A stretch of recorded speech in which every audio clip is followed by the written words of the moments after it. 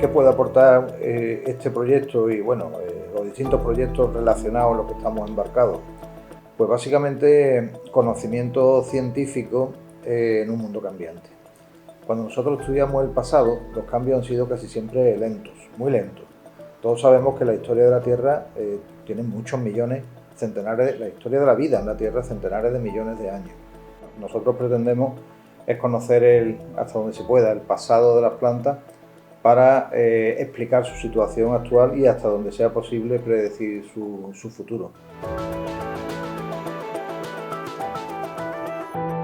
El objetivo de este proyecto sería ver cómo el sistema reproductivo de las plantas bajo estudio se están adaptando a diferentes condiciones de ese gradiente ambiental. ¿Cómo se hace esto? Habría lo primero que decir que las plantas tienen una diversidad de sistemas reproductivos enormes, de formas sexuales por medio de como lo que conocemos como esquejes o estolones o rizomas, o de forma sexual en la cual hace falta la polinización y la fecundación del óvulo por parte del polen.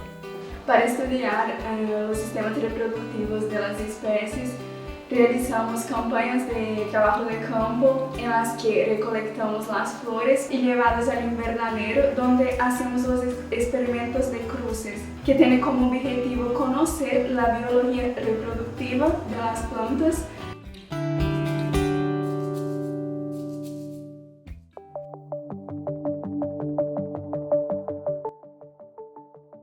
En nuestras hipótesis, esperaríamos que las poblaciones que están en una situación más estresante hagan una especie de cambio en su estrategia reproductiva, de manera que pasen de una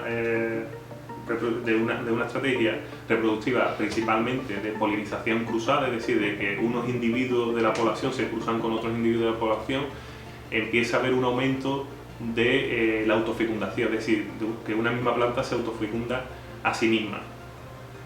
Porque bueno, en una situación de estrés va a haber menos individuos, estos individuos van a tener una menor producción de flores, va a haber menos polinizadores, entonces va a haber una tendencia a la autopolinización. No es una descendencia la más deseada posible, pero bueno, por lo menos te asegura tener descendencia para la siguiente generación.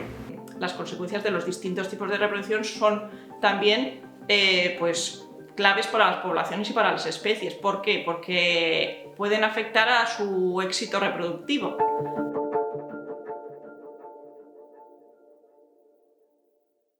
Todas estas estrategias siguen un patrón geográfico también. En líneas generales podemos decir que en nuestro planeta existe una correlación entre la latitud y también de la elevación con la autosuficiencia de las plantas para reproducirse. Cuanto más nos alejamos de los trópicos, pues por ejemplo la nemofilia, la polinización por viento, la clonalidad o la autofecundación, pues tienen una importancia mayor. Mientras que en los trópicos pues casi todas las especies son polinizadas por insectos o por animales. En este proyecto lo que estamos estudiando son gradientes ambientales a lo largo de la latitud o de la altitud. Un gradiente, digamos que es un cambio gradual de cualquier cosa. En nuestro caso podemos pensar en gradientes, por ejemplo, a gran escala. En el caso de las plantas, un gradiente a gran escala sería el clima al que están hasta las plantas. Puede ser, por ejemplo, un clima tropical. Hay plantas que están solo y exclusivamente en climas tropicales y tienen una serie de adaptaciones.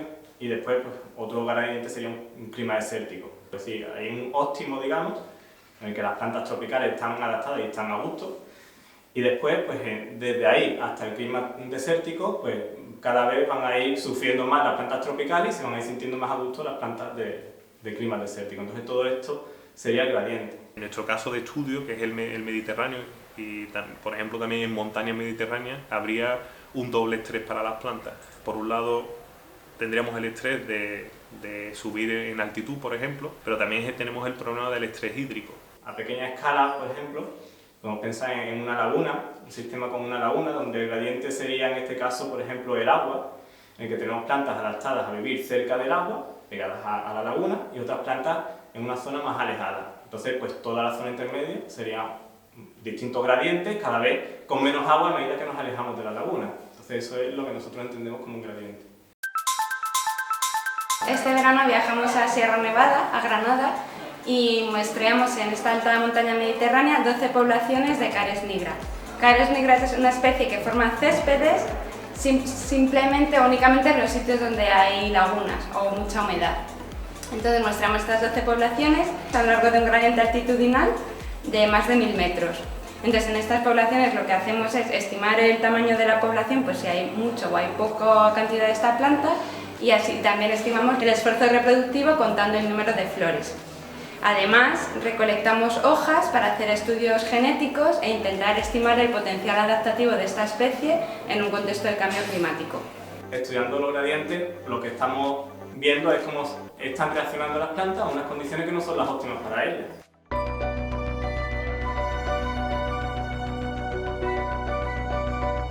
Todo estudio empírico tiene que utilizar normalmente pues, sujetos de estudio. En nuestro caso, aunque hay un marco territorial, sería el escenario, los actores son concretos, son grupos de plantas. Nosotros hemos elegido, digamos, 5 linajes que tuvieran diferentes tipos de estrategias reproductivas. ¿Por qué elegimos estas 5? Porque representan muy bien toda la variación de diferentes linajes, de diferentes grupos del grupo de las angiospermas. Las angiospermas son las plantas que tienen flores y frutos. Una de las especies que elegimos para este proyecto fue Cares nigra. ¿Y por qué? Pues además de que tiene una distribución muy interesante y en el sur peninsular se encuentra muy restringida a ecosistemas muy frágiles de alta montaña, es una especie con una estrategia reproductora muy flexible, por 2 motivos. En primer lugar, porque puede reproducirse tanto de forma clonal como de forma sexual, es decir, produce flores.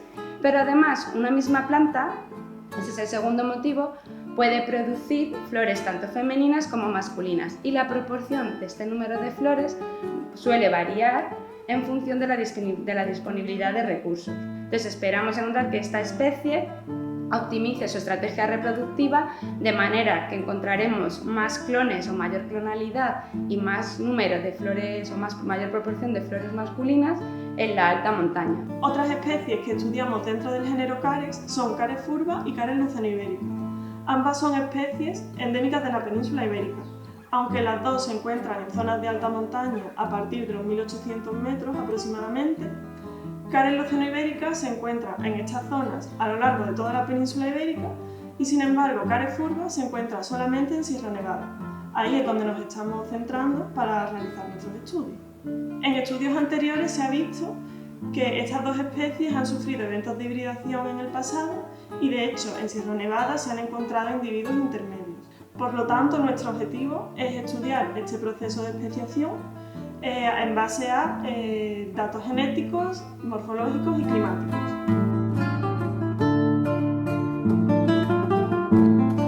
La heterostilia y la incompatibilidad heteromórfica asociada a esta son uno de los mecanismos más estudiados por los cuales las plantas evitan la presión por endogamia. Uno de los géneros más diversos donde está este mecanismo presente es el género Linum. En concreto nos vamos a centrar en el complejo Linum tenifolium sensulatum, que engloba 2 especies hermanas.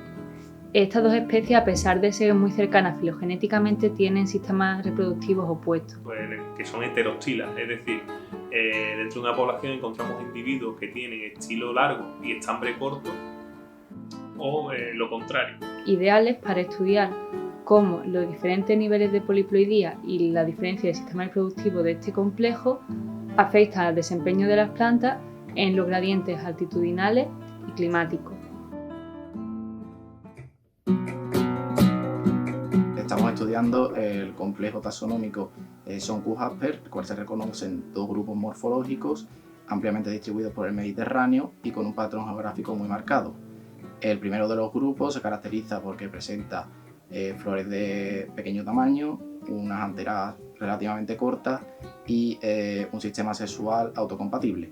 Este lo encontramos en el este de la región mediterránea, también en el centro, y el segundo grupo sería el que presenta flores de gran tamaño, anteras de mayor tamaño y un sistema sexual autoincompatible. Este segundo grupo lo encontramos, que aparece en contacto con el primero, en el centro de la región y también lo encontramos en Sicilia, en el norte de África y en el oeste del Mediterráneo.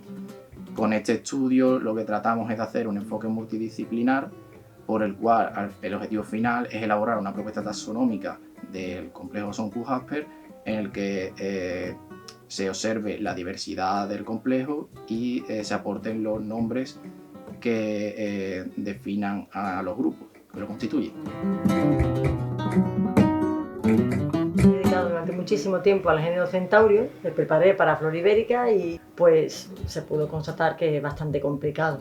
Hay una microevolución importante por debajo de la especie y bueno, es difícil de poner límites y hacía falta, pues aparte de los datos morfológicos, investigar con datos moleculares, que es el caso que se ha dado en este proyecto, que gracias a esa información molecular pues se han podido desentrañar un poquito mejor las relaciones, sobre todo algunas especies interesantes porque son especies endémicas y bueno, intentar un poco desentrañar la historia evolutiva de estos elementos, de estas especies y microespecies.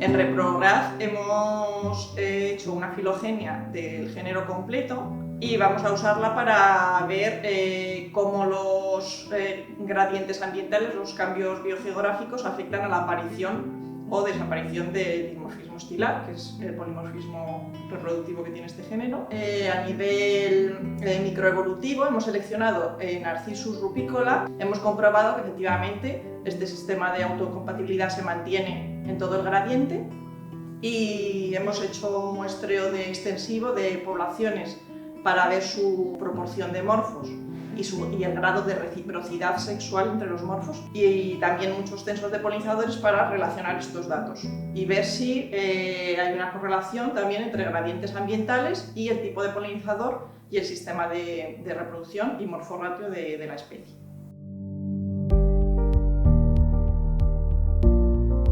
Cuando nosotros estudiamos el pasado, los cambios han sido casi siempre lentos, muy lentos. Ahora tenemos un reto. A más corto plazo, los sitios donde más cambio va a haber, sin duda, es en los ecosistemas mediterráneos, porque los ecosistemas mediterráneos son muy apetecibles para el ser humano y están bastante superpoblados. Da la casualidad de que nuestro sistema de estudio está en el Mediterráneo y estamos intentando estudiar de qué manera esas plantas pueden ser sensibles precisamente en uno de los sitios donde más posibilidades, más probabilidades de cambio brusco, es decir, peligroso para la vida, puede haber. Con el cambio climático lo que va a tener que hacer es adaptarse a unas nuevas condiciones y de alguna manera ver cómo esas nuevas condiciones va a hacer que cambien sus estrategias reproductivas. Es decir, va a haber una pérdida de vida en términos no de cantidad, sino de calidad, es decir, de biodiversidad.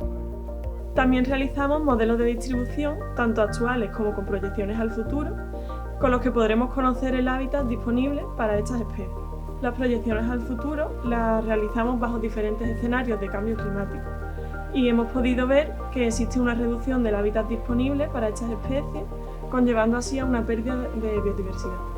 Cuanto menos benévolo es un clima y una planta depende más de la reproducción sexual, pues puede tener un fitness, un éxito reproductivo menor. Esto puede comprometer el recambio generacional de las poblaciones. Y por otro lado también, cuanto más autosuficientes son las plantas, cuanto más se autofecundan, tienen menos capacidad de adaptación a los cambios ambientales que puedan tener esas poblaciones. Nosotros nos hemos centrado fundamentalmente, o estamos estudiando fundamentalmente la respuesta a los cambios en los polinizadores. Pero a los polinizadores también les afecta el clima. Pues realmente nos puede permitir saber qué es lo que está pasando ahora. Eso, digamos que esa sí es una responsabilidad clara que tenemos. Y una que es más difícil de demostrar, que es predecir la respuesta futura. Si los expertos en climatología nos dicen cómo va a ser el clima futuro, nosotros podemos simular ese clima artificialmente y ver cuál es la respuesta de las plantas. Esa sería una posibilidad. Nuestra misión es acotar hasta dónde la respuesta puede ser debida al azar y hasta dónde determinista, es decir, predecible, ¿no? Pero es complicado, es de lejos la parte más complicada de nuestro proyecto, predecir el futuro.